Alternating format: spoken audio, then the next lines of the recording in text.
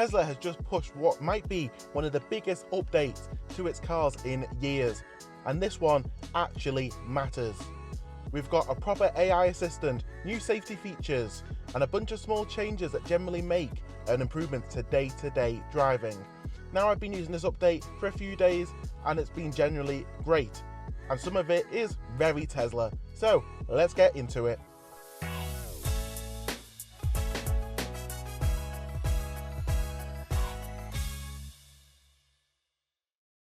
So I'm Ben Goes Electric, and this is my Model 3 2025, and we've installed the spring update.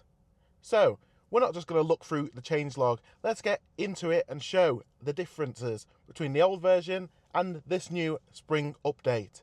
First, we're going to start with the UI. Now, when you get into the car, the UI is what takes you away, and they've updated the visualizations on the screen. So the actual model on the front is now in more high res. I mean, just look at the differences there with the shimmering from the lights. It's fantastic, and the ground still as smooth as anything. You can see the interior even when you open doors. For example, when I open my door, there you go. And you can even see the differences that the premium all-wheel drive model has. You know, you've got the suede materials on the door. It's fantastic. And if we change to dark mode on the screen, here's what it looks like in dark mode. Just absolutely fantastic. And there's with the lights on. So I believe the UI at the front does just look cleaner.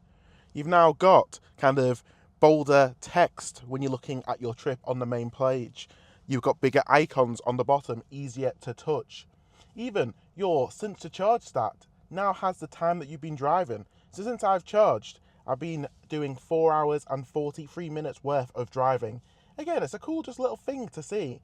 And it's very Tesla to give you all this information. Now, it's just a little thing, but it really makes the car look so much better, in my opinion. Now, we've had Grok in Teslas for a little bit, AI assistant in the US and here in the UK. To activate it, you used to press on the steering wheel, a long press on the voice control button, but there is now a new way to call Grok by simply saying, "Hey Grok, how are you today?" I'm doing great today. Thanks for asking. How about you? I'm great, thanks. Glad to hear that.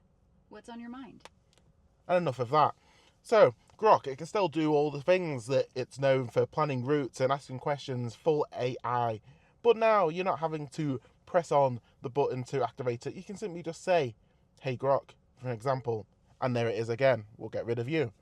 That's a great little change. Again, this has just come from over the air.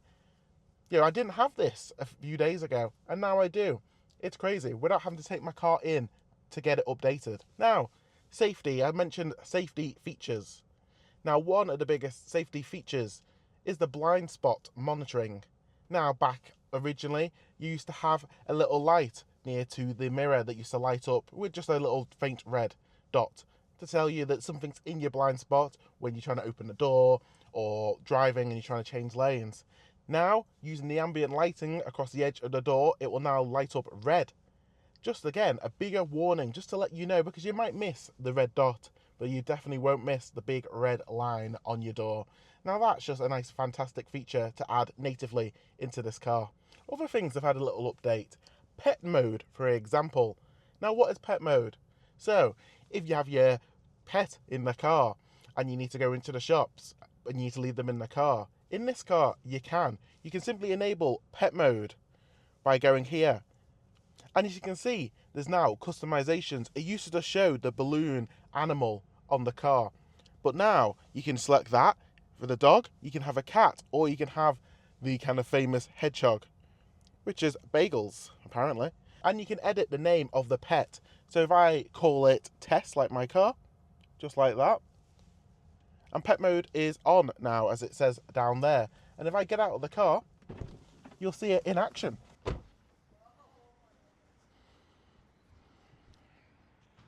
Now, isn't that a cool feature?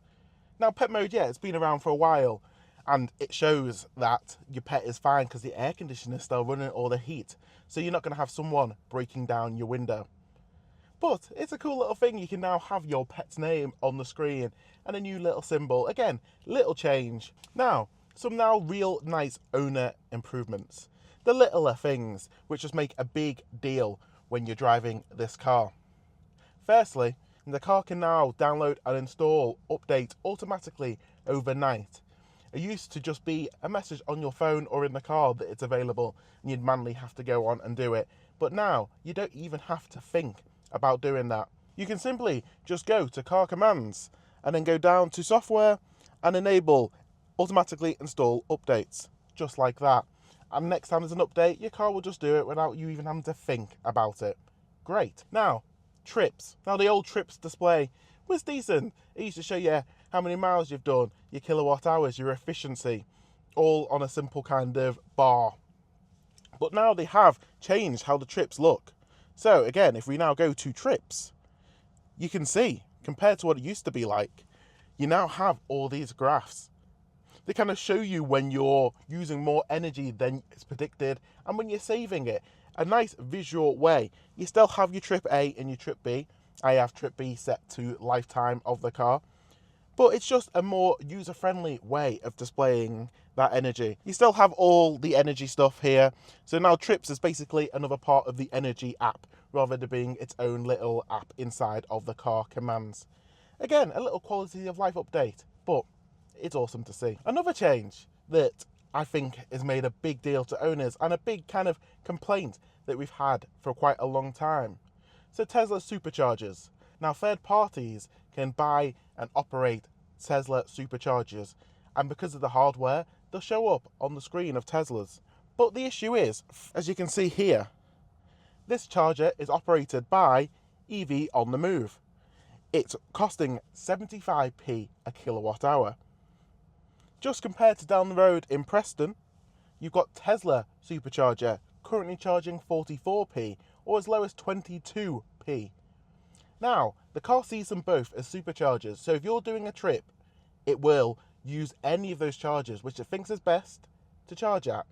Now, to save money, you don't want to be using the more expensive one when you could be using the cheaper one, now do you? And before this update, you would have to manually change the charging stops or just know the area and know the charging stops around. But now, you don't.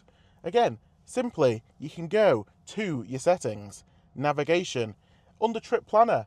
Now there's a new option. Only add superchargers with Tesla pricing.